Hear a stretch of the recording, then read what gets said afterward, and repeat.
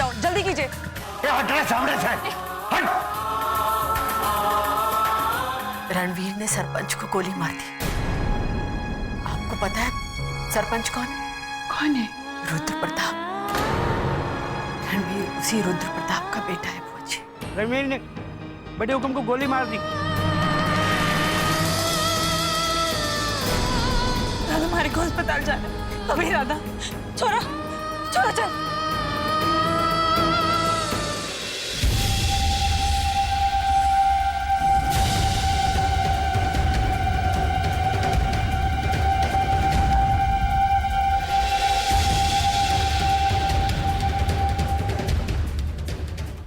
ये बात है, वक्त बहुत सही चल रहा हमारा। हाँ, अच्छा हुआ जो तू खुद चल के यहाँ आ गई, हमारा खर्चा कम हो जाएगा। एक ही गोली में एक ही छत के नीचे माँ बेटे दोनों का काम तमाम। मरने के लिए तैयार हो जा और याद कर अपने उस भगवान को जिसे मानती है तो।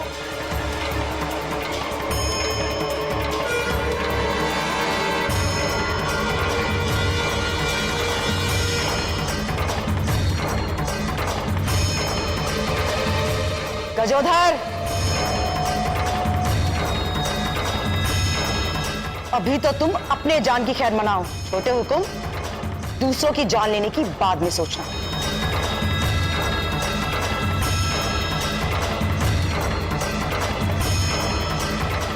हमारे लिए बेहतर यही होगा कि चुपचाप यहां से निकल जाओ।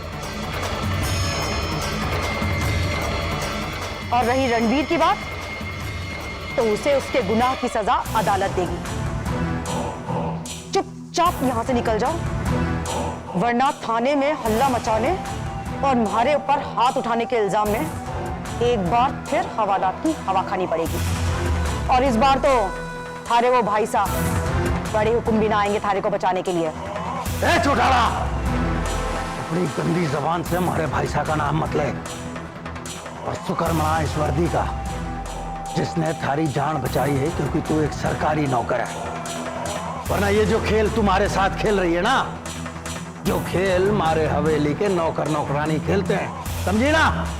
और तू 6 फुट 2 इंच कब तक अपने इस माँ के आंचल में छुप छुप के अपनी जान बचाएगा? अरे मारा दाना तो मिलना बाहर, दिखाऊंगा तुम्हें मर्दानगी के होती है। समझा? जिस दिन बाहर मिल गया ना, सारे 6 फुट 2 इंच को 4 फुट का कर दूंगा।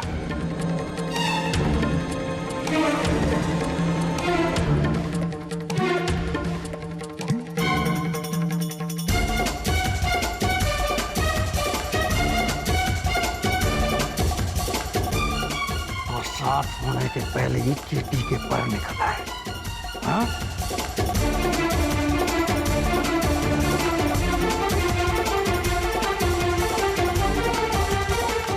आइए मैडम जी, बैठिए। बैठने का वक्त नहीं है चौटाला, बैठने का वक्त नहीं है। बस ये बताओ कि अब करना क्या है?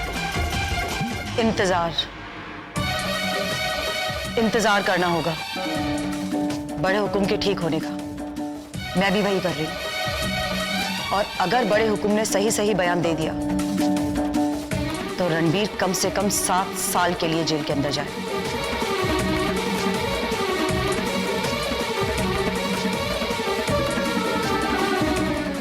ठीक है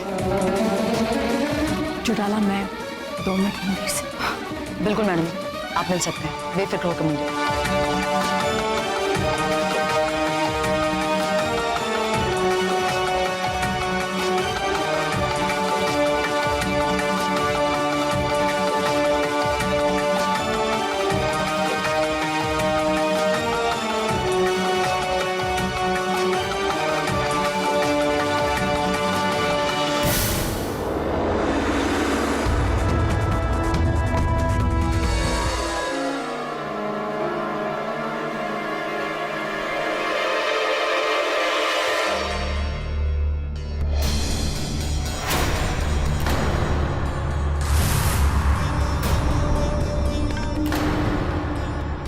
मालकण, आप यहाँ कैसे? अच्छा, बड़े हुक्म से मिलने आई होंगी। अच्छा किया जो आ गए। ऐसी हालत में लोग मिलने ही तो आवे हैं। सुथरी, ज्यादा बातें बढ़ाने की जरूरत ना है। हमारे को सीधे सीधे यो पता बड़े हुक्म को रखा कहाँ है। आप तो नाराज हो गई। हुक्म से तो मैं मिलवा दूंगी, पर हमारी एक बात समझ में ना आई कि जिस आदमी को छोड़कर आप इतने साल पहले चली गई थी, जिसकी हवेली में कदम न रखने की आपने कसम खाई थी, आज अचानक उसकी याद कैसे आ गई? उससे मिलने अस्पताल चली आई? क्यों? क्या रिश्ता है आपका?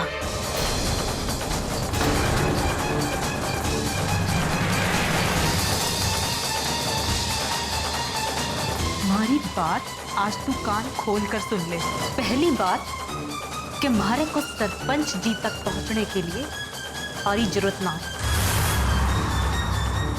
दूसरी बात कि मैं घर छोड़कर गई थी, रिश्ते नाते तोड़कर ना गई थी। बड़े हुक्म हमारे पति थे, हैं और हमेशा रहेंगे।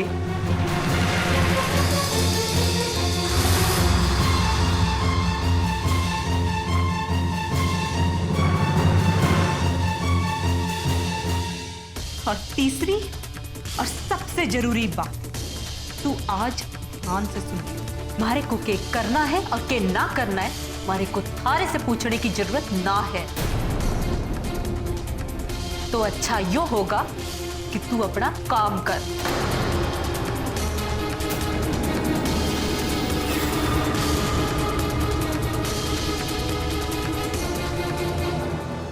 डॉक्टर साहब, अब सरपंच जी कहाँ है? वो अंदर वार्ड में है, लेकिन अभी आप उनसे मिल नहीं सकती। काहे ना मिल सकूं मैं? देखिए, अभी वो बेहोश हैं और जब तक होश नहीं आ जाता मिलने का कोई फायदा भी नहीं है। जब तक होश नहीं आ जाता आप चाहें तो बाहर बैठकर इंतजार कर सकती हैं। जी डॉक्टर साहब, लेकिन घबराने की तो कोई बात ना है ना? नहीं नहीं, अब वो नॉर्मल है, थोड़ी देर में होश आ जाएगा, फिर आप उनसे मिल सकती हैं। बाकी आप भगवान पे भरोसा रखिए, ठीक है?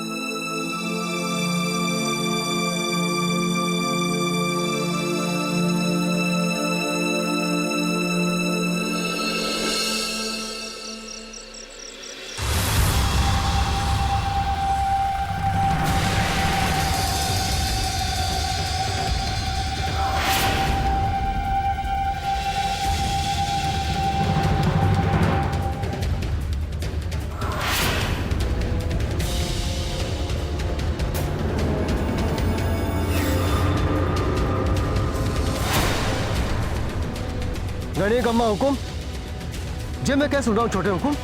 जो तो सुन रहा ना ननको, बिल्कुल सही सुन रहा है। इसका मतलब उस रणवीर एडवोकेट ने बड़े हुकुम को गोली मार दी? गोली ना मारी भाई साहब को, गोली ना मारी उसने,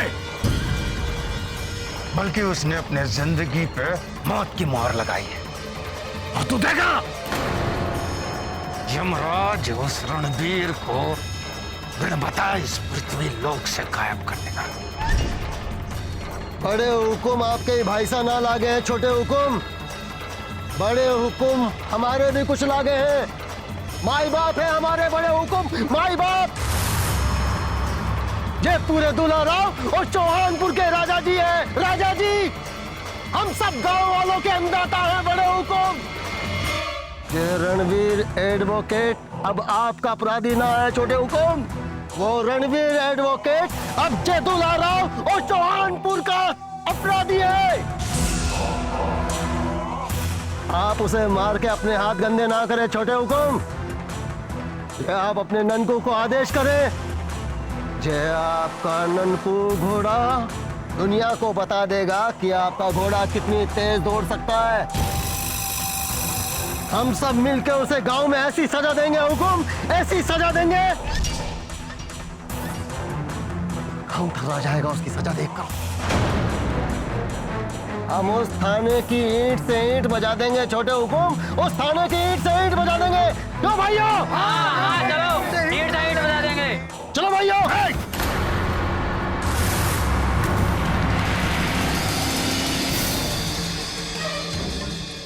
तुम लोगों ने देखा ना, उस रणवीर ने सारे राजा को दिन के उजाले में गोली मारी थी ना? हाँ हाँ लगी। तो बस ये ठाकुर गजोदर सिंह भी उस रणवीर को कायरों की तरह रात के अंधेरे में नहीं मारेगा, बल्कि दिन के उजाले में मारेगा। और इस राजा की प्रजा कल दिन के उजाले में सजा दे। ये कैसी सजा जिसे देखकर मौत भी कांपे। ये समझे तुम लोग? ठीक है हुकुम, जैसा आप कहें।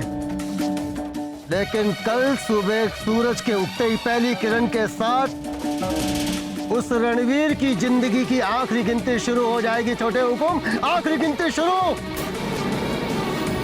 बोले तो उसकी जिंदगी का काउंटडाउन शुरू। छोटे हुकुम, इंतजार करना। इंतजार करूंगा छोटे हुकुम। चलो भाइयों।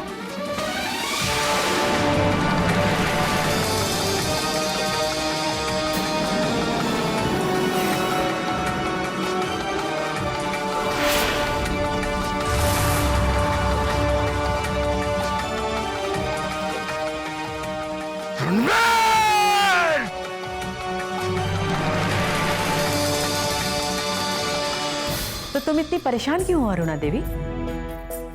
तुम तो बदले की आग में जल रही थी, और फिर आज जब तुम्हारा बदला पूरा होने का वक्त आया है तो तुम परेशान क्यों हो रही हो? इसका मतलब तो ये हुआ ना कि तुम अपने रुद्र प्रताप को अब तक भूल नहीं पाई हो। गलत है ये, ऐसा कुछ नहीं है। मैं उसे भूल चुकी हूं।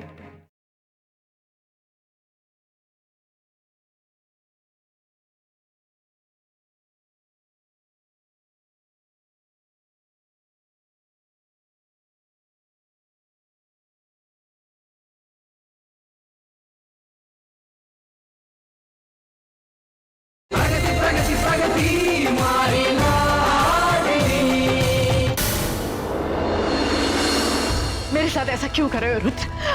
ये गलत है। मेरे साथ इस तरह धोखा क्यों? क्योंकि थारे बाप ने हमारे साथ अन्याय किया है, बहुत गलत किया हमारे साथ। आई बात समझ? तो गलती मेरे पिता ने की है ना, उसकी सजा मुझे क्यों? मेरे पिता से दुश्मनी थी तो मुझसे शादी क्यों की तुमने? शादी इसलिए की ताकि मैं थारे बाप से बदला ले सकूं। थारे बाप से बहुत परेशान किया उसने हमारे को, इसलिए मैं थारे को अपनी जिंदगी अपने घर से निकाल रहा हूं। निकल गया यहाँ से। मेरे पेट में जो बच्चा पल रहा है उसके बारे में तो सोचो रुद्र। उसे इस बात की सजा क्यों? तुम्हारा बच्चा है वो।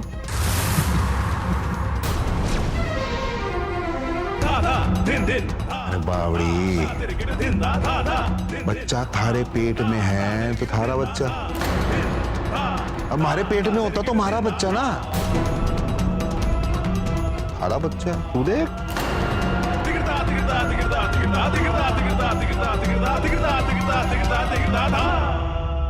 अरे बात सुन ले, आज के बाद ये हवेली की ओर आंख उठाकर भी ना देखना। अब तेरे बाप को समझ में आएगा कि हमारे साथ दुश्मनी करने का क्या अंजाम हुए हैं। आज के बाद तू एक विधवा का जीवन जिएगी, चाहकर भी तू मर नहीं सकती और तुझे दूसरा मर्द मिलेगा नहीं, क्योंकि हमारे पेट में हमारा बच्चा है। आई बात समझ? चल निकल यहां से।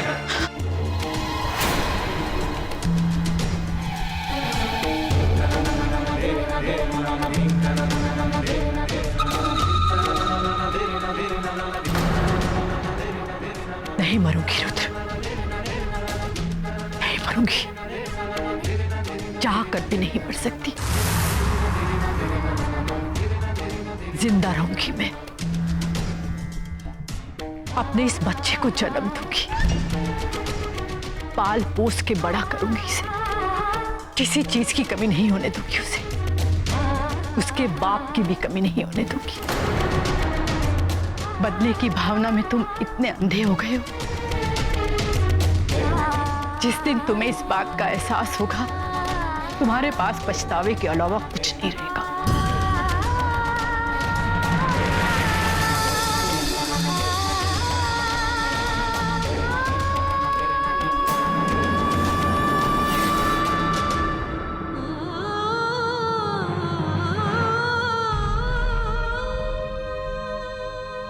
हे भगवान,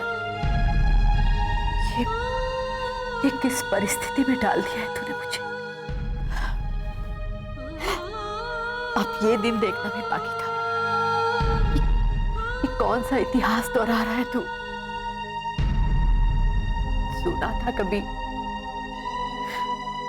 सुना था कि देश के कई शासकों ने गद्दी के लालच में अपने पिता की हत्या कर दी।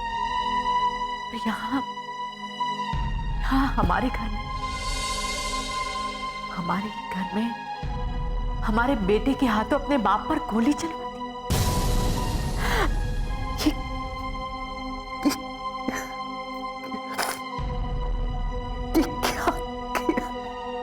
कमाल की बात कर रही हो तुम भी अरुणा देवी।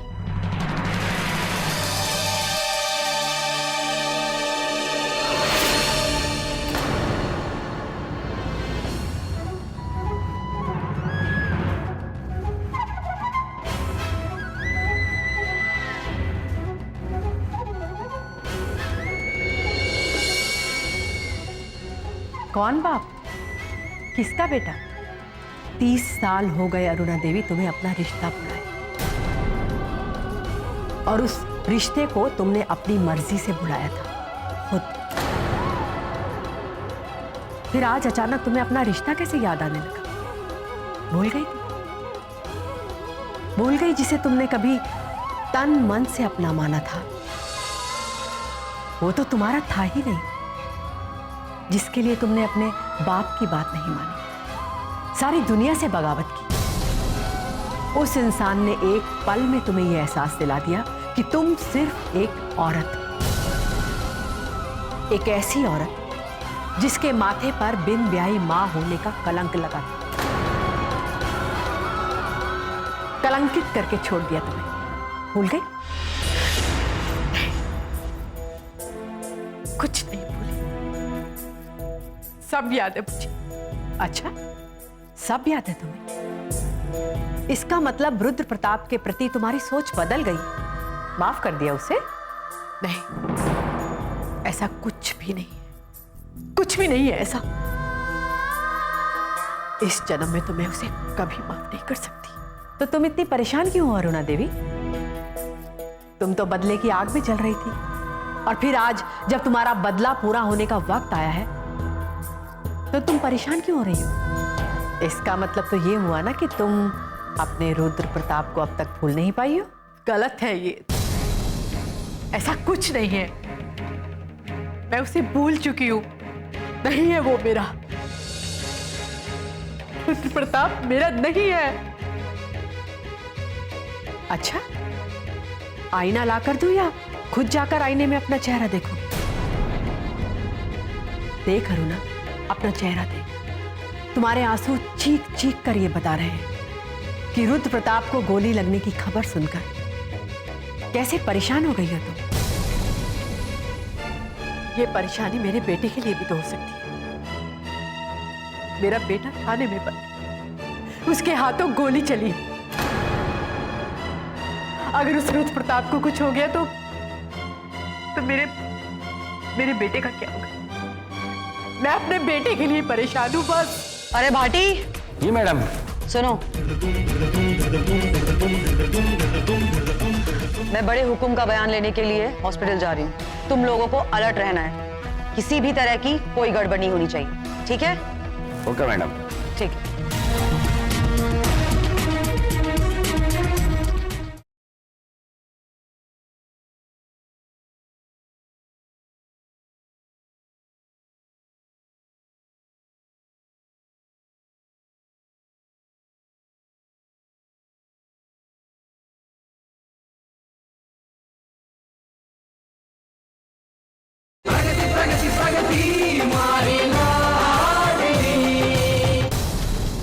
किसे धोखा दे रही हो अरुणा? किसे बुलावे में रख रही हो? तुम अपने आप को धोखा दे सकती हो, लेकिन मुझे नहीं। तुम अपने बेटे की आड़ में अपनी भावनाओं को छुपा रही हो अरुणा, जिसे तुमने अपने सीने में दफन करके रखा हुआ है। और आज वो सारी भावनाएं तुम्हारे चेहरे पर उभर कर तुम्हारे सामने आ गई अरुणा। देखो अपना चेहरा। हाँ तो क्या हुआ? मेरे बेटे का बाप है वो, हम दोनों का खून है वो, हम दोनों का बेटा है। इंसान हर चीज से भाग सकता है, लेकिन अपनी यादों से कैसे? आज रुद्र प्रताप जिस हालत में है मेरे बेटे की वजह से, तो मुझे कुछ नहीं सुनना, मैं कुछ सुनना नहीं चाहती। चली जाओ तुम यहां से, जाओ यहां से।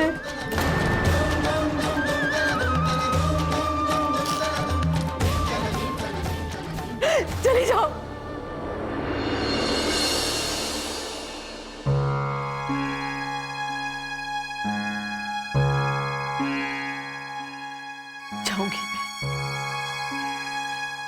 जाऊंगी मैं अपने ठुकराए हुए रिश्ते के लिए, अपने बेटे के खोए हुए रिश्ते को पाने के लिए।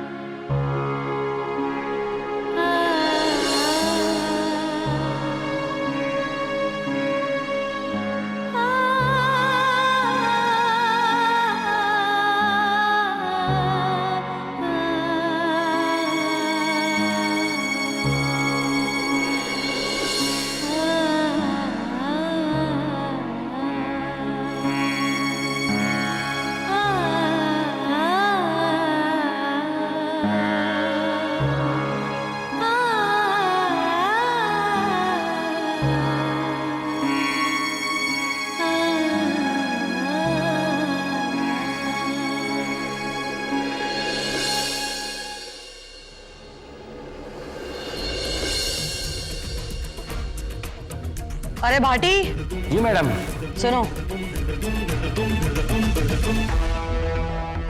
मैं बड़े हुक्म का बयान लेने के लिए हॉस्पिटल जा रही हूँ। तुम लोगों को अलर्ट रहना है, किसी भी तरह की कोई गड़बड़ नहीं होनी चाहिए, ठीक है? Okay madam. ठीक।